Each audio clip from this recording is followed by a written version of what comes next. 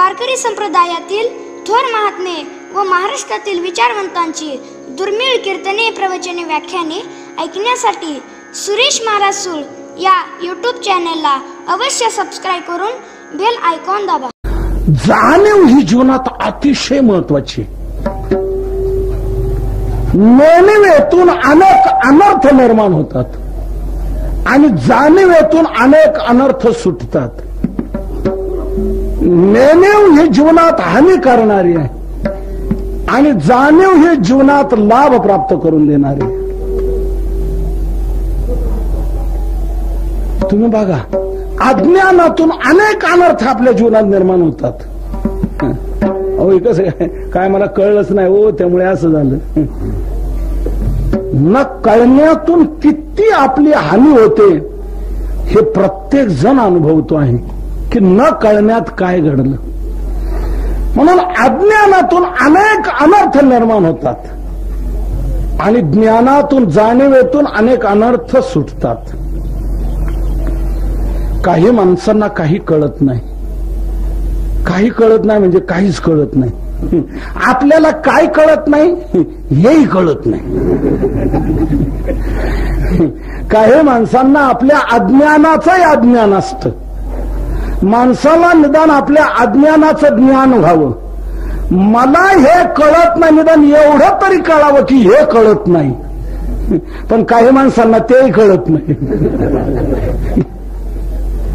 आणि त्यामुळे त्यांच्या जीवनात अनेक अनर्थ निर्माण होतात.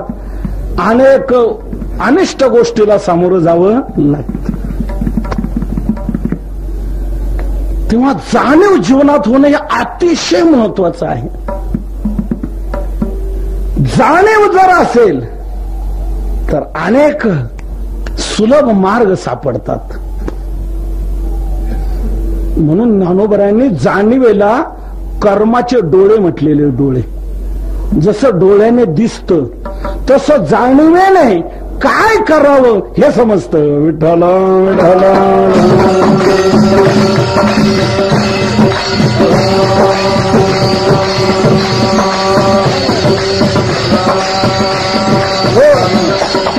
परंतु ते डोळे चांगले असायला पाहिजेत.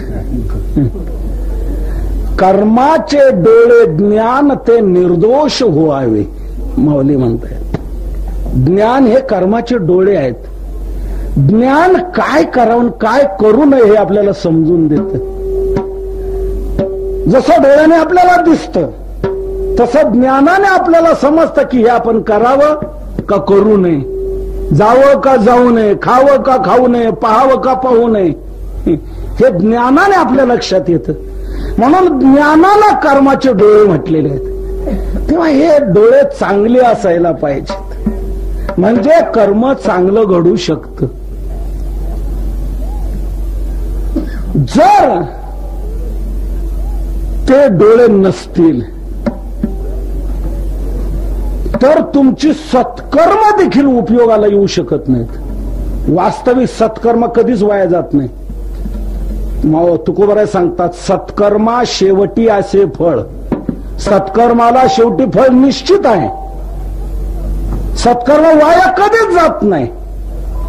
परंतु जर ते सत्कर्म कसं करावे याचं ज्ञान नसेल, ही दृष्टी नसेल, तर तुमची सत्कर्म देखील तुम्हाला उपयोगाला येण्याऐवजी तुमची हानी करायला ती कारणीभूत ठरतात. सत्कर्म देखील, वास्तविक सत्कर्म आपला घात कधीच करू शकत नाही. परंतु जर जाणीव नसेल तर सत्कर्म देखील आपल्या उपयोगाला येऊ शकत नाहीत. शास्त्री महाराज माऊलींचा दृष्टांत सांगतो. एका आंधळ्याने असा विचार केला, काय शासनाकडून आपल्याला सवलत आहे 1/4 मध्ये, आपल्याला कुठेही प्रवास करता येतो, कुठे जाता येतं 1/4 तिकिटामध्ये.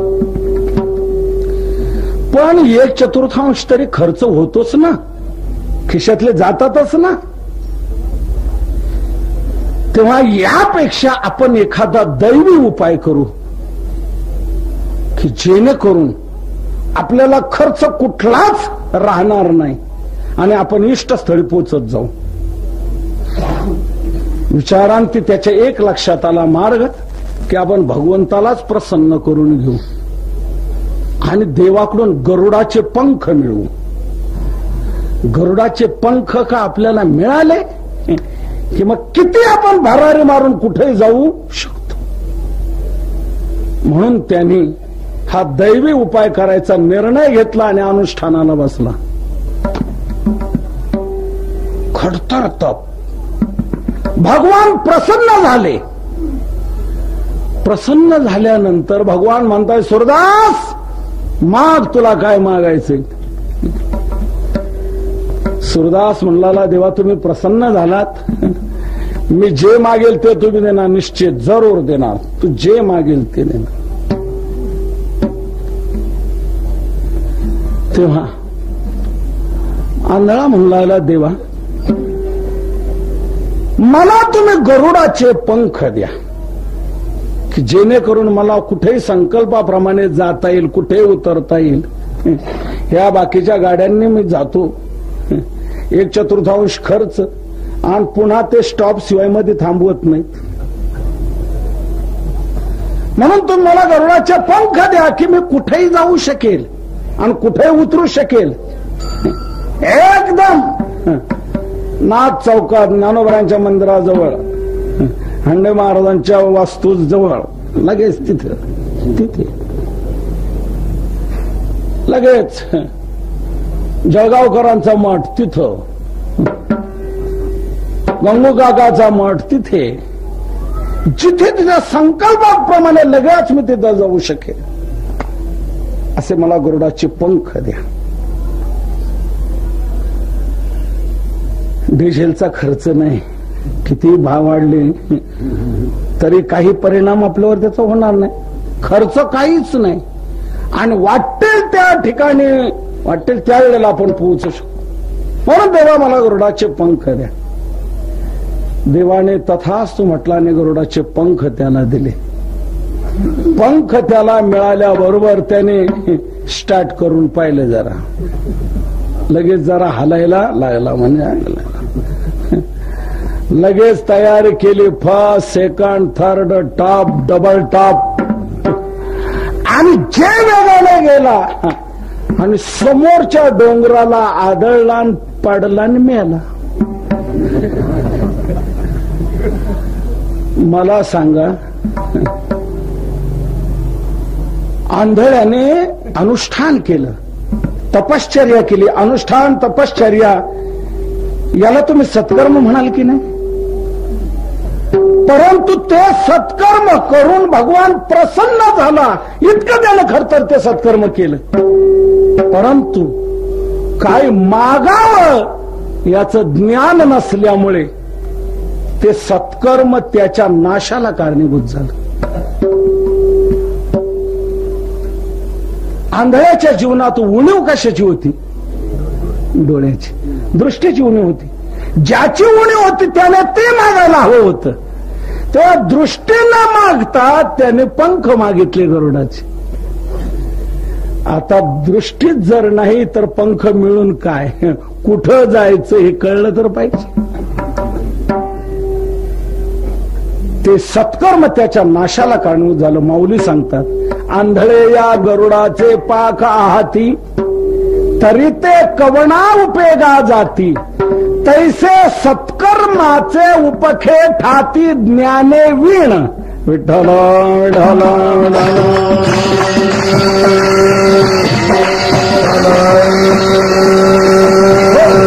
म्हणून जाणीव ही जीवनात अतिशय महत्वाची. प्रत्येक क्षेत्रात जाणीव ही अतिशय महत्वाची आहे. प्रत्येक कर्मामध्ये प्रत्येकाला ज्ञानाची जाणीवेची गरज आहे.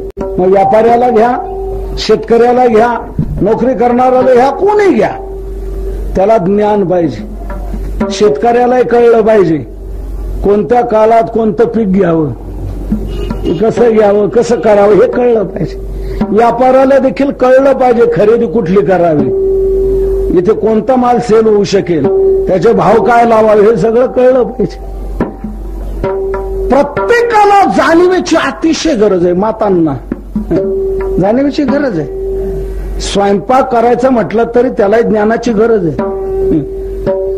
विशिष्ट पदार्थ द्या सोडून, गुलाबजामुन, पण साधा भात जरी करायचा म्हटला तरी त्याला ज्ञानाची गरज आहे. भात केवढं पातेलं असलं त्याच्यात किती तांदूळ शिजू शकतील, त्याला किती पाणी टाकलं पाहिजे, किती तांदूळ टाकले पाहिजे हे कळलं पाहिजे. हे जर कळलं नाही आणि ठेवला भात करायला, मग काही माता भात करतात एका पातेल्यात 3 प्रकारचा भात. 3 प्रकारचा म्हणजे साधा भात, मसाले भात आणि केशरी भात असे नाही ते 3 प्रकार बर का. ते कोणते 3 प्रकार माहितीये का? खाली बुडाला जळगाव, मध्ये चिखली आणि वर तांदूळवाडी मोकळी, घ्या अक्षदा वाटा. का बरं? ज्ञान नसल्यामुळे. पातेलं केवढं आहे, त्याच्यात किती भात शिजू शकेल, तेव्हा पाणी किती आणि तांदूळ किती वापरावं हे कळलं पाहिजे. साधा भात करण्याकरता देखील ज्ञान गरजेचं आहे. तेव्हा ज्ञानाने सर्व काही समस्या सुटत असतात. म्हणून तुकोबाराने विचार केला, यांना जर जाणीव करून दिली तर यांच्या जीवनातल्या समस्या सुटतील, यांच्या अपेक्षा पूर्ण होतील. म्हणून त्याने हात वर केला, जनतेला महत्वाच्या गोष्टीची जाणीव करून दिली. आता आपल्या सगळ्यांचं लक्ष तिकडं लागलं असेल की तुकोबारांनी अशी कोणती जाणीव करून दिली. तर कोणती जाणीव करून दिली ते अभंगाच्या 2ऱ्या चरणात सांगितलं.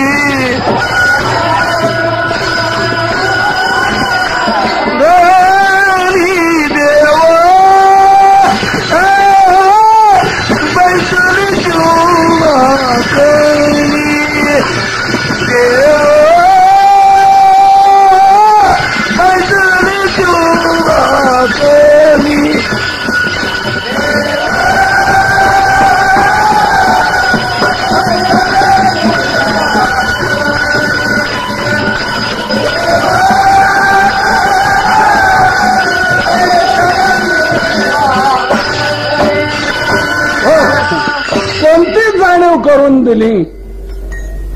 इकडे सर्वांचं लक्ष आता लागलेलं आहे. तुकोबाराय ते 2ऱ्या चरणात जाणीव करून देतात. अरे बाबांनो, देव बसले सिंहासने. देव सिंहासनावर बसलेले आहेत, सिंहासनावर आरूढ झालेले आहेत बघा. मग काय करा, तुम्ही जा, आम्ही जाऊ तिकडे. काही उपयोग होणार निश्चित. आल्या याचकाशी पुरे धनी. जो याचक आलेला आहे त्याची तृप्ती होते, पुरेपूर त्याला सर्व प्राप्त होऊ शकतं. कसलीच त्रुटी कमतरता उणीव न्यूनता त्याच्या जीवनात राहू शकत नाही. सिंहासनावर आरूढ झालेले आहेत. सिंहासनावर आरूढ होणं म्हणजे प्रजेच्या सुखदुःखाच्या विचाराचं एक प्रात्यक्षिक स्वरूप प्रगट करून त्याच्या समस्या दूर करणं. मोकळा जो असतो त्याला काही नसते ही चिंता, पण कुठलं पद का स्वीकारलं की ती काळजी आली. त्या पदाच्या पाठीमागे त्याच्या कार्याची सर्व जबाबदारी असते. अहो ये मला काय सांगतो, सरपंचाला भेट ना. मी काय, मला भेटून काय उपयोग? सरपंच आहेत ना, ते जा ना, भेट ना सरपंचांना. पद स्वीकारलं की त्याच्या पाठीमागे जबाबदारी येते. तसं देव सिंहासनावर आरूढ झालेले आहे. सिंहासन हे कशा करता असत? प्रजेच्या सुखदुःखाचा विचार करण्याकरता, प्रजेच्या समस्या दूर करण्याकरता सिंहासन असत. म्हणून देव आता सिंहासनावर विराजमान झालेले आहेत. आता देवाला तुमच्या सर्व समस्या सोडाव्याच लागणार. म्हणून तुम्ही जा तर खरं. जो याचक येतो त्याची इच्छा पूर्ण होते. आल्या याचकासी पुरेधनी.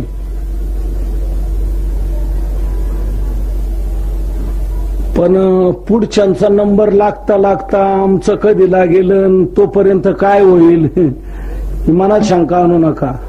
जो सिंहासनावर बसलेला आहे तो समर्थ आहे, सर्व सत्ताधीश आहे. त्याच्याकडे कशाचीच कमतरता नाही, ती कधीच असू शकत नाही. समर्थाचे घरी सकळ संपदा नाही तुटी नाही तुटी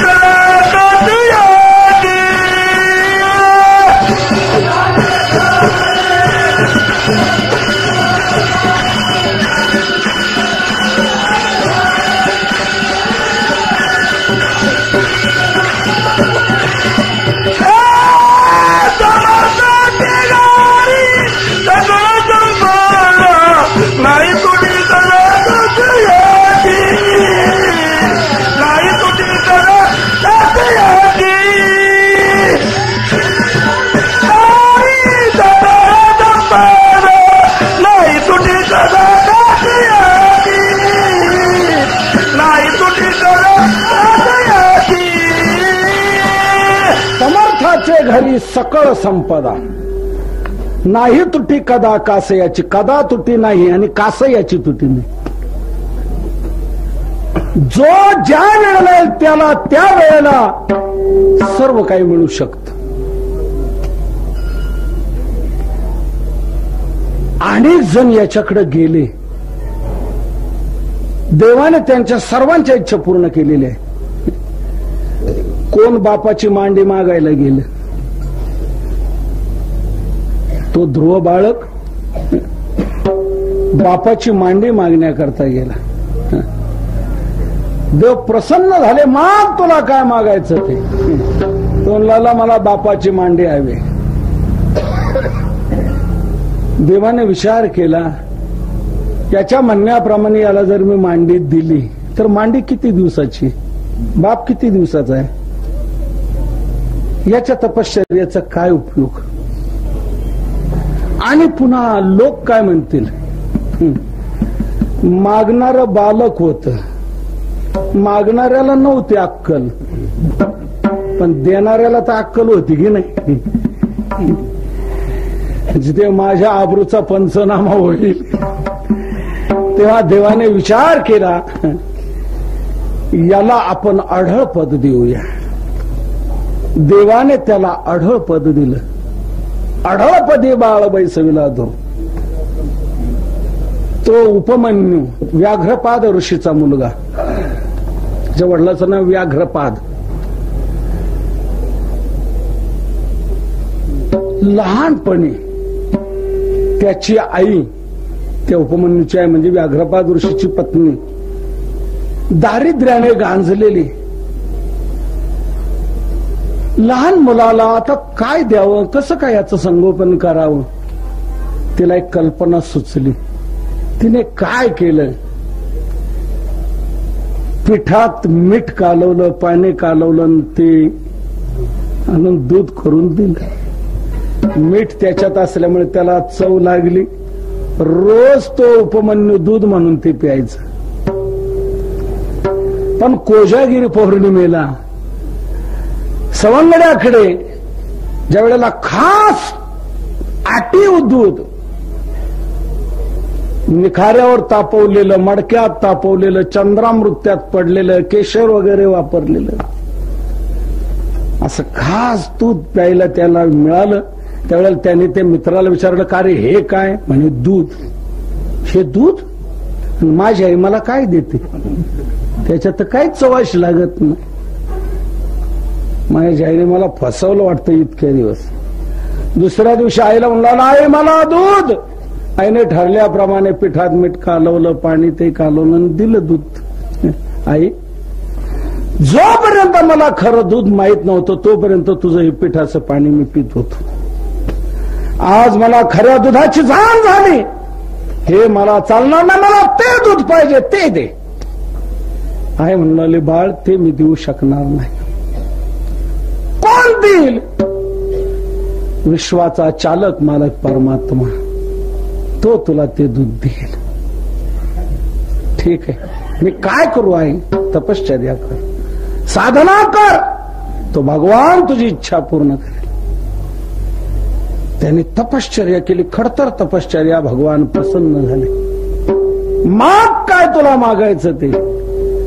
उपमन्यू म्हणू लागला, मला दूध भात खायचा आहे. तेव्हा भात आहे, त्या भाताबरोबर वाटीभर दूध मला तू दे. वाटीभर दूध त्याने मागितलं. देवाने विचार केलाय, वाटीभर दूध मला देता येईल, पण त्याने आजचं काय मिटेल, उद्याची पुन्हा समस्या राहणार, परवाची समस्या राहणार, याची कायमची समस्या राहणार. मग काय करायचं? त्याला कळत नाही काय मागावं, पण आपल्याला कळतंय ना. म्हणून भगवंताने वाटीभरच दूध न देता त्याला क्षीराचा समुद्रच दिला. क्षीराचा सागरू उपमन्यू.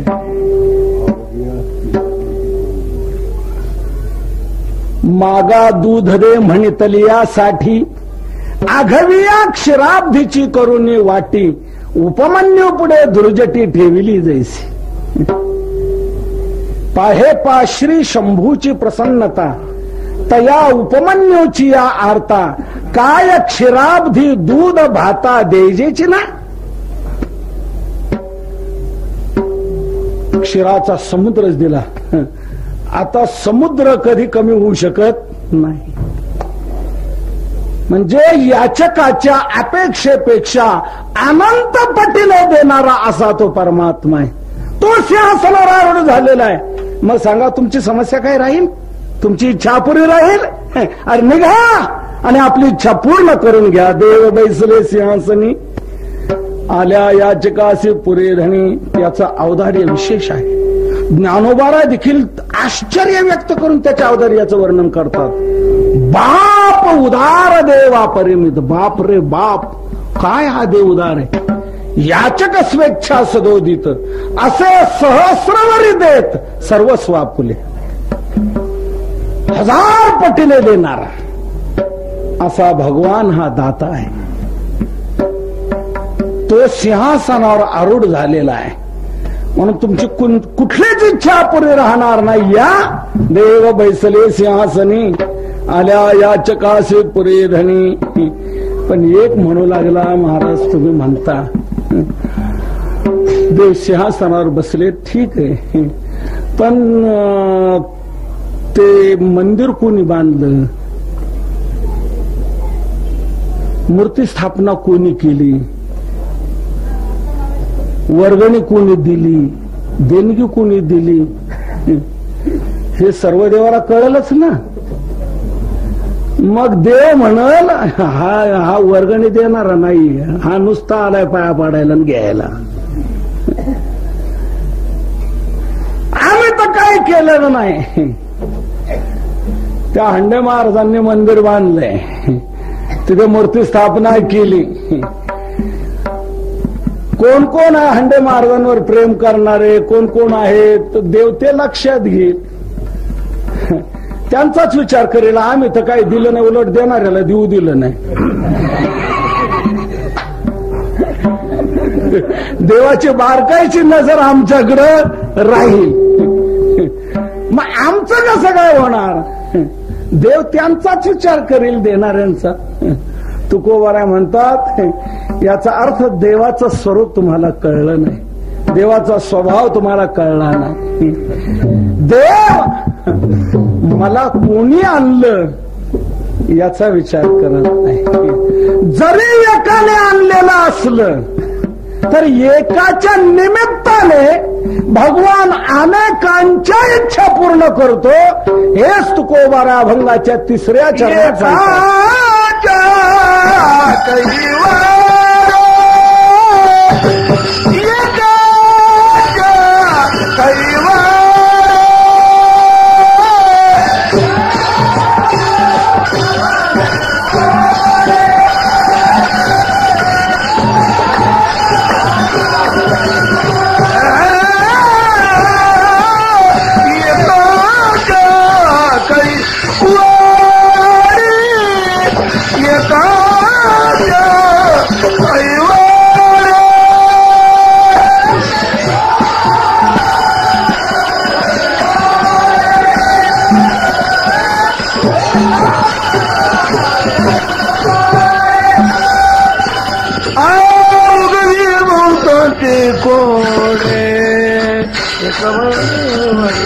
उगवी बहुताचे पोरे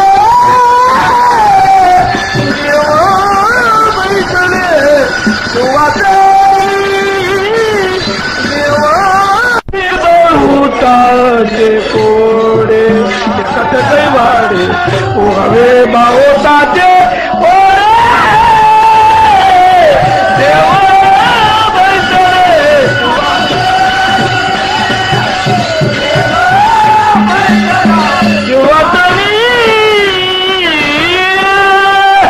म्हणतात देवाचा स्वभाव तुम्ही लक्षात घ्या. देव काय करतो हे लक्षात घ्या. असं मनानेच काय संकल्प विकल्प करून देवापासून बाजूला राहू नका आणि तुम्ही तुमची हानी करून घेऊ नका. भगवान असा आहे, जरी तो एका करता आलेला असला तर एकाच्या निमित्ताने अनेकांच्या इच्छा तो पूर्ण करतो. कैवाड म्हणजे निमित्त, एकाच्या कैवाडे म्हणजे एकाच्या निमित्ताने बहुतांचे कोडे उगवी. बहुतांचं संकट इच्छा तो दूर करतो, त्याची पूर्तता करतो, काहीच अपूर्तता राहू देत नाही. कोणी मला आणलं, कोणी माझी स्थापना केली, कोणी माझं मंदिर बांधलं तेवढंच भगवान पाहत नाही. त्या एकाच्या निमित्ताने अनेकांच्या इच्छा तो पूर्ण करतो. बऱ्याच गोष्टी अशा आहेत एका करता झालेल्या आहेत, परंतु एकाच्या निमित्ताने अनेकांच्या इच्छा पूर्ण झालेल्या आहेत. निमित्त एकाच पण अनेकांच्या इच्छा पूर्ण. गंगा आली कोणा करता? भगीरथा करता. पण गंगेने फक्त भगीरथाचीच इच्छा पूर्ण केली का? नाही. भगीरथाची इच्छा पूर्ण करून आजपर्यंत हजारो लोकांचा ती उद्धार करते आहे. आली भगीरथा करता पण भगीरथा पुरती राहिली नाही. गायचं दूध कोणा करता? वासरा करता. मग गाय वासरा पुरतच दूध देते का? गायचं दूध वासरा करताय पण वासरा पुरतच देते असं नाही. वासराचं तर भागतच भागत, परंतु घरातल्या माणसांच्या वासरांचं भागतं, आलेल्या पाहुण्यांच्या वासरांचं भागतं, डेअरीचंही भागतं, मुंबईकरांचंही भागतं. वास्तविक तिचं दूध आहे वासरा करता. वत्साचे ने ओरसे दुभते ओये घरोद्देश. पाऊस पडतो, मेघ वर्षाव करतो, कोणा करता? चातका करता. का? चातक त्याच्याशी अनन्य आहे. म्हणून सगळीकडे पाणी भरलेलं जरी असलं तरी चातक ते पाणी घेत नाही, वाट पाहत राहतो. वरून थेंब पडेल तोच घेणार, खालचं भूतलावरच घेणार नाही. भरिले सरिता समुद्र चहूकडे, परिते बापियासी कोरडे.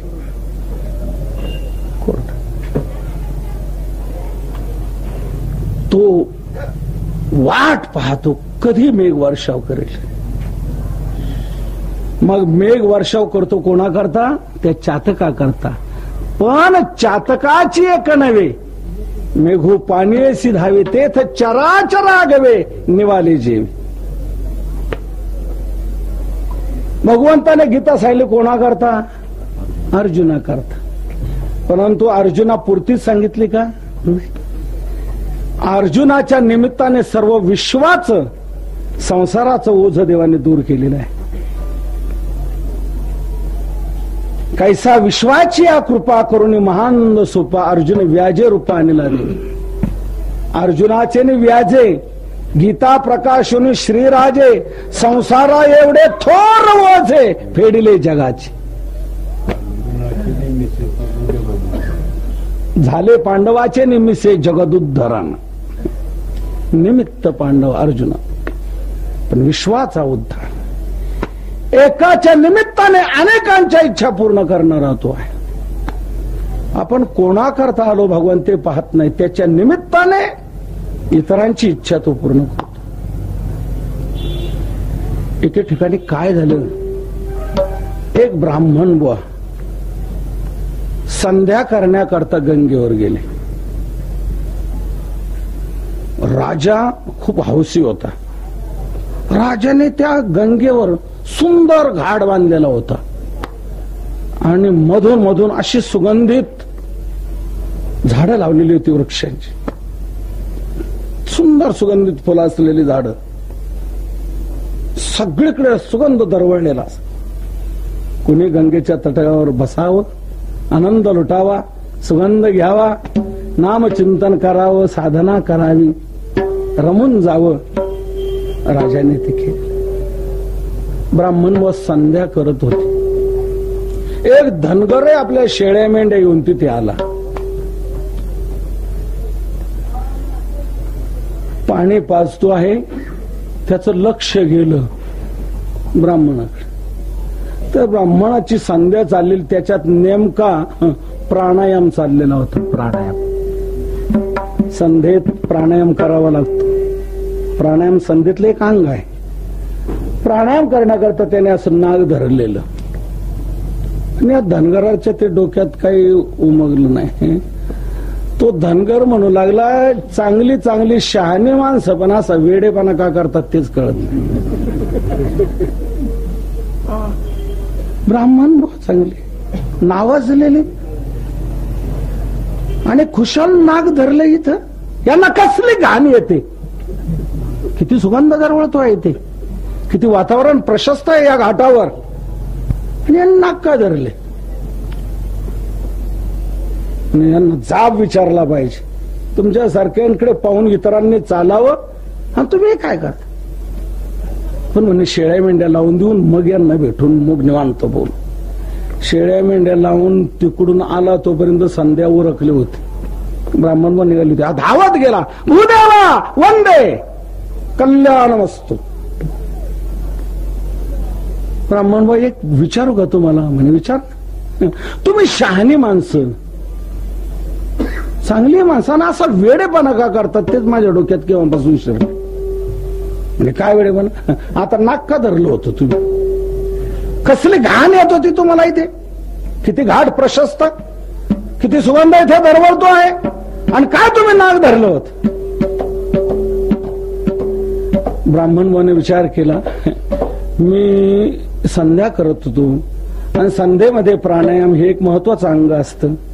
ते प्राणायाम करण्याकरता मी नाक धरलेलं होतं. पूरक, कुंभक, रेचक हे सांगितलेलं त्याला पटेल का? त्यापेक्षा तो लगेच गप राहिला असं उत्तर देऊ म्हणे आपण. ब्राह्मण म्हणे काय दिलं उत्तर? अरे मला काही कळत नाही, मी काय वेड आहे? अरे कोणाला कळण्यासारखं आहे? किती सुगंध येते दरवळतोय आणि मला ते कळत नाही. मग का नाक धरलं होतं? अरे नाक धरल्याने देव भेटतो म्हणून मी नाक धरलं होतं. मी काय वेड आहे? मला कळत नाही.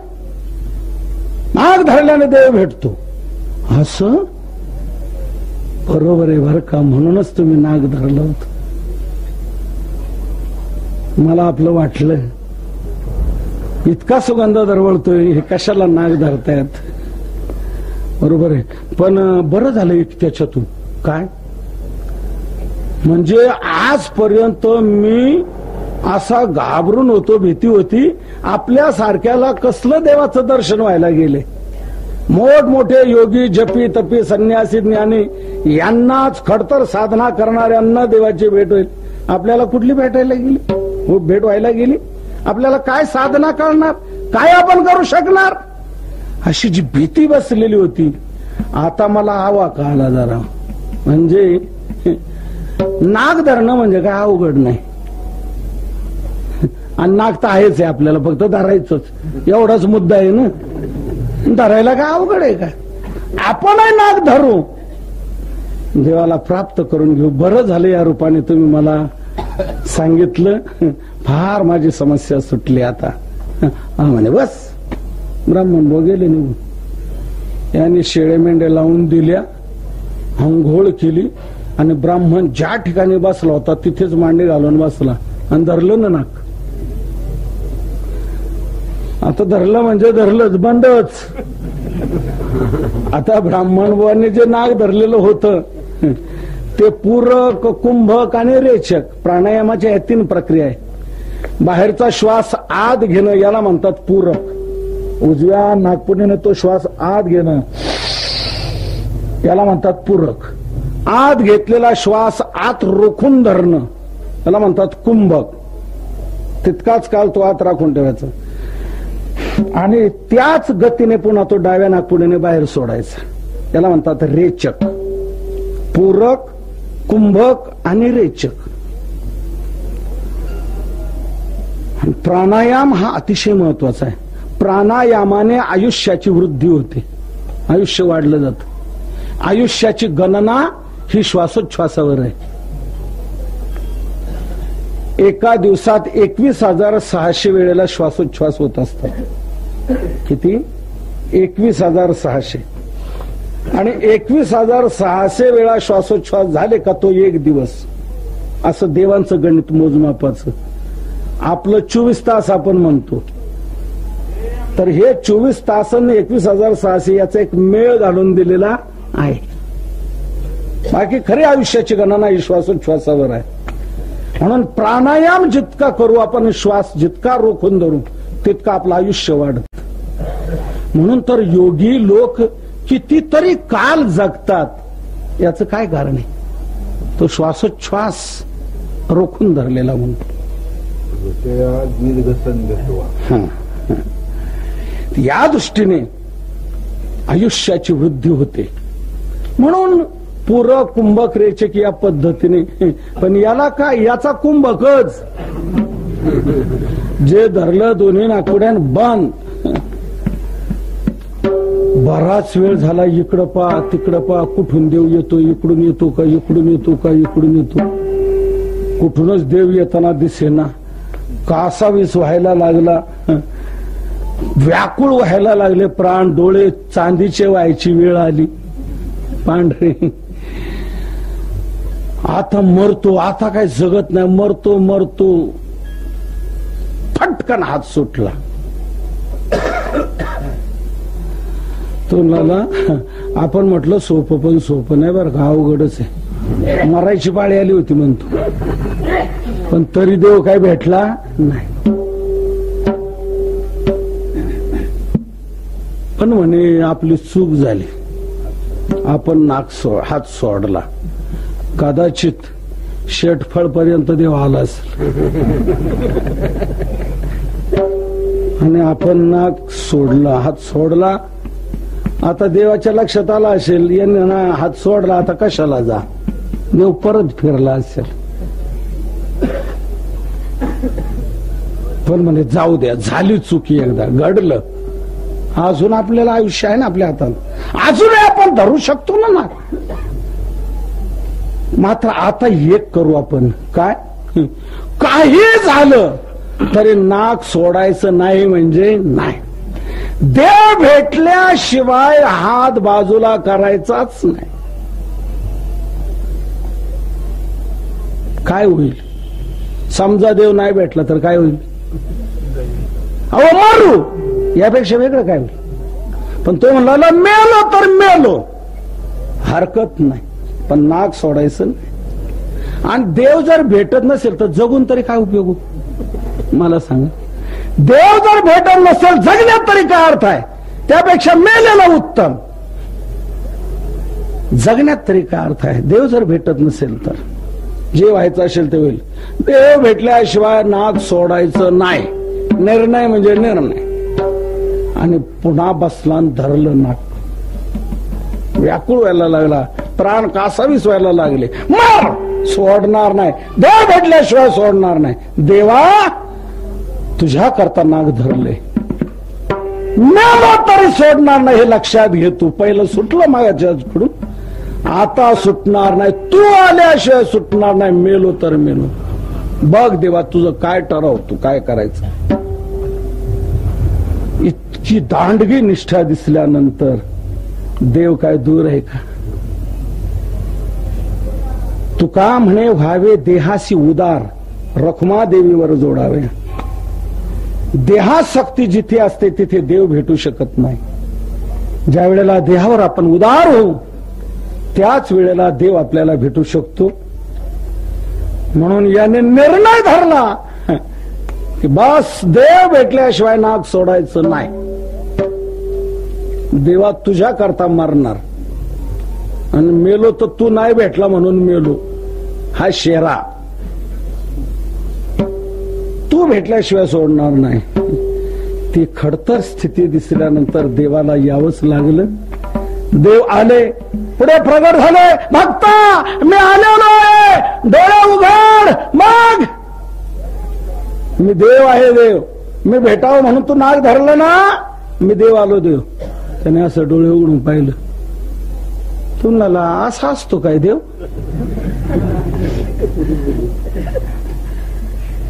तू देव? हो मी देव. खरंच? हो म्हणे खरंच. तू धरलं ना नाक माझ्या करता म्हणून मी आलेलो आहे. भेट, बोल, दर्शन घे, आनंद लूट.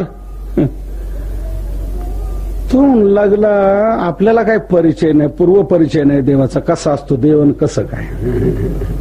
कदाचित मी मरू नये म्हणून एखाद्याला दया येऊन तो जर आला असेल आणि म्हणत असेल मी आहे देव, तर म्हणजे आपली वाया जायची साधना.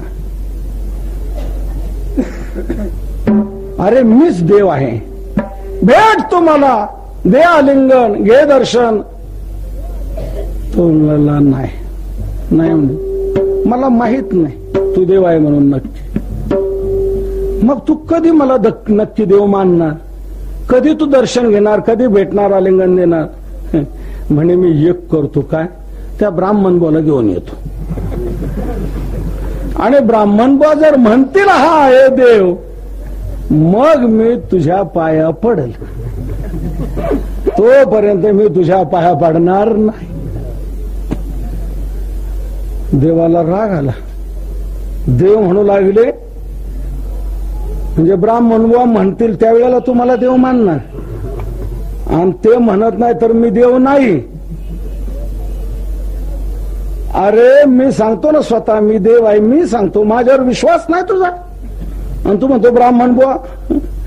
हा तू आहे देव, पण हे तुला माहित, मला काय माहित. तू जर खरा देव असेल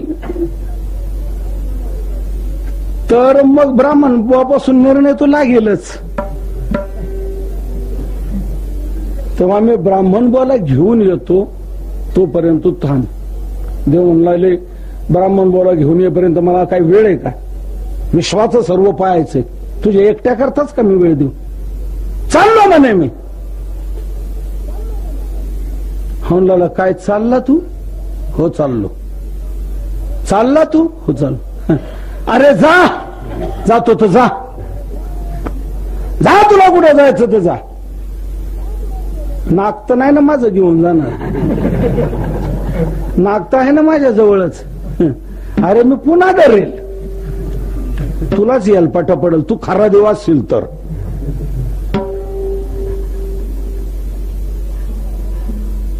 अरे पण तू आता जायचं, तू ब्राह्मण मला घेऊन यायचं, तोपर्यंत मी थांबायचं. एवढा तुला दम धरवत नाही. अरे मी एवढा दम धरला आणि तुला एवढा दम धरवत नाही, मरायची पाळी आली तरी मी मागे सरलो नाही. इतका दम धरला तुझ्या करता आणि तुला एवढा दम धरवत नाही. मी ब्राह्मण बोला आणेपर्यंत. आणि जायचं असेल तर जा, नागता आहे ना माझ्याजवळ, तुलाच यायला पटा पडेल. आणि तू खरा देव असेल तर जाणार नाही. बस इथं मी येतो ब्राह्मण बोला घेऊन. देऊन लागले काय तुला उपाय सापडलाय कोणाच ठाऊक. जा बाबा जा, थांबतो मी इथं, ये घेऊन ब्राह्मण. हा गेला. ब्राह्मण बोत चला, ब्राह्मण बोत चला. काय रानात देव आलाय, चला सांगा तो खरंच देव आहे का म्हणजे मला पाया पडायला. ब्राह्मणाच्या काही लक्षातच येईना असं काय म्हणतो. अहो तुम्ही मगाशी ना म्हटलं का नाक धरल्याने देव भेटतो. मी धरलं ना नाक आणि आलाय देव. मग ब्राह्मण बाच्या लक्षात आलं, मग अशी आपण विनोद केला त्याच हे परिणाम स्वरूप झालेलं आहे. पण आता त्याची बतलावणी करायला पाहिजे, असं सोडून देता येणार नाही. ब्राह्मण म्हणला आलाय देव, हो काय हरकत नाही, चाल मी येतो. जर काय तिथे देव नसला तर बघ मग माझ्याशी गाठ आहे, नसला तर नसला, नागता आहे ना माझ्याजवळ, पुन्हा धरली तर बघा देव येतो की नाही. तुम्ही मला उपाय दिला, खरोखर खूप जहाल उपाय आहे. देवच आला, मी धरलं नाक, तेव्हा तुम्ही चला सांगा. ठीक आहे चाल. जवळजवळ आल्यानंतर ब्राह्मण म्हणतात का रे कुठे देव? तो बघा, तो बघा देव, तो बघा देव. धनगराला देव दिसतो पण ब्राह्मण बोला देव दिसत नाही. ब्राह्मण मग म्हणला काय रे लबाडा, फसवतो का काय, भ्रमिष्ट झाला काय, कुठे रे? हो तो काय आंब्याजवळ. कुठे? ब्राह्मण बोला दिसत नाही. धनगर म्हणला ब्राह्मण बोल तुम्हाला अलीकडे दिसायला कमी पडलं का काय? अहो हा काय देव, काहीच दिसत नाही. जवळ गेले, धनगराने देवाचा पाय धरला. हा बघा पाय, हा बघा हात, हे बघा डोकं, हा बघा देव. धनगराला सगळे अवयव लागतात पण ब्राह्मण बोला काहीच लागत नाही हाताला. हात आरपार जातो इकडून तिकडे, काहीच नाही. ब्राह्मण म्हणतात कुठे रे? हा बघ कुठे दे. लबाडा फसवतोस काय? धनगर म्हणला देवा तुला काही विद्या येते का रे? मला दिसतो. ब्राह्मण बोला का दिसत नाही? दिसतो की नाही त्याला बोल का धरू ना. देऊन लागले काय तुला उपाय सापडला कोणाच ठाऊक. तुला तर मी भेटलो, तुला तर दिसून तू म्हणतो यालाही दिसायला पाहिजे. भगवान म्हणतायत तुझी जशी दृढता आहे, तुझी जशी निष्ठा आहे, तुझी जशी एकविधता आहे, तुझा जसा हा कणखरपणा आहे तसा ब्राह्मण बुवाच्या ठिकाणी नाही. त्यांची तशी निष्ठा नाही म्हणून मी त्यांना दिसू शकत नाही. ते चालणार नाही, दिसायलाच पाहिजे, दर्शन द्यायलाच पाहिजे. त्यांनी देव मानला तर मी तुला देव म्हणल आणि मग तुझ्या पाया पडल. दिसतो की नाही बोल का धरू नाक. देव म्हणतात काय उपाय सापडला तुला कोणाच ठाऊक. धनगरा एक लक्षात घे, तुझी जशी एकविधता निष्ठा आहे दृढता आहे तशी नाही, म्हणून माझं दर्शन त्यांना होऊ शकत नाही. पण तुझा आग्रहच आहे तर तुझ्या करता मी त्यांना दर्शन देतो. पण तू त्यांच्या मस्तकावर हात ठेव म्हणजे माझ्या दर्शनाची त्यांना योग्यता येईल. धनगराने ब्राह्मणबाच्या मस्तकावर हात ठेवताच कसा बिजली सारखा संचार झाला काय की भगवंताचं यथार्थ श्रुती तू पुराणात जसं वर्णन केलेलं तसा भगवान दिसू लागला. सशंख चक्रम सकिरीट कुंडलम सपेत वस्त्रम सरसेरुहेक्षणम सहार वक्षस्थल कौस्तुभश्रियम नमामि विष्णुं शिरसा चतुर्भुजं. साष्टांग प्रणाम केलेला आहे आणि ब्राह्मण बुवा उठले. ते पहिले पाय धरले धनगराचे की तुझ्यामुळे मला देव भेटला. ही आसाम मध्ये घडलेली घटना आहे. आसाम मध्ये गुवाहाटी जिल्ह्यात केसमपूर नावाच्या गावात घडलेली घटना आहे. कल्याणच्या अंकामध्ये हे उदाहरण आलेलं आहे. त्यावेळेला मग ब्राह्मण बुवा आणि धनगर या दोघांमध्ये असा करार झाला की तुझी आता मेंढ्या वळायच्या नाही आणि मी हे आता गावकी करणार नाही. तुझ्यामुळे मला देव भेटला. तुझी दृढनिष्ठा पाहून तुला देवाने दर्शन दिलं आणि तुझ्यामुळे मला दर्शन झालं. आता हेच दृढनिष्ठा आपण संपूर्ण जनतेला सांगू, त्याला या गोष्टीची जाण करून देऊ, म्हणजे जनताही या उपायाचा उपयोग करून भगवंताचं दर्शन घडवतील. म्हणून त्यांनी पूर्ण आसाम प्रांतामध्ये हा प्रचार केलेला आहे. धनगराच्या निमित्ताने जसं ब्राह्मणाला दर्शन झालं, भगवान एकाच्या निमित्ताने अनेकांच्या इच्छा पूर्ण करणार आहे. म्हणून तुकोबारा म्हणतात, कोणी बांधलं मंदिर, कोणी मूर्ती स्थापना केली, कोणी काय केलं हे पाहू नका, चला या, देव सर्वांची आलेल्यांची इच्छा पूर्ण करतो. देव बैसले सिंहासनी, आल्या या जगासी पुरे धनी. महाराज तुम्ही काय करता? महाराज म्हणतात, मी माझं काम पार पाडतो. तुमचं काम काय? मी दोन्ही ठिकाणी चूक होऊ देत नाही.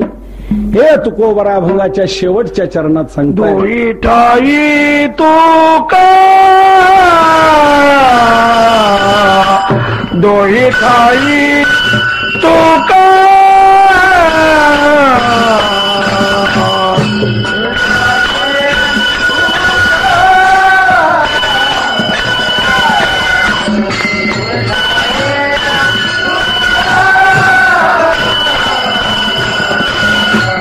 दोही ठाई तुका, दोही ठाई तुका.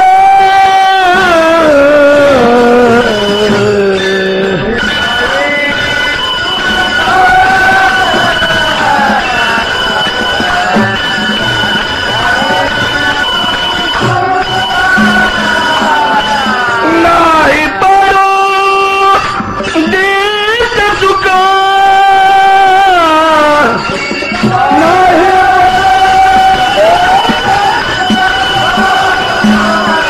नाही पडो देत चुका.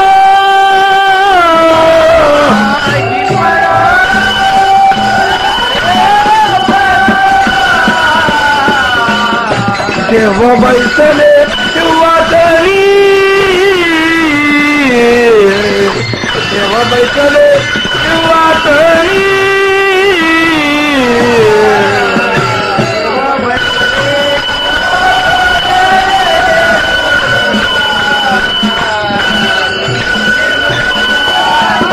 हो ढोबार घुमाए, ढोबार घुमाए, ढोबार घुमाए, ढोबार घुमाए,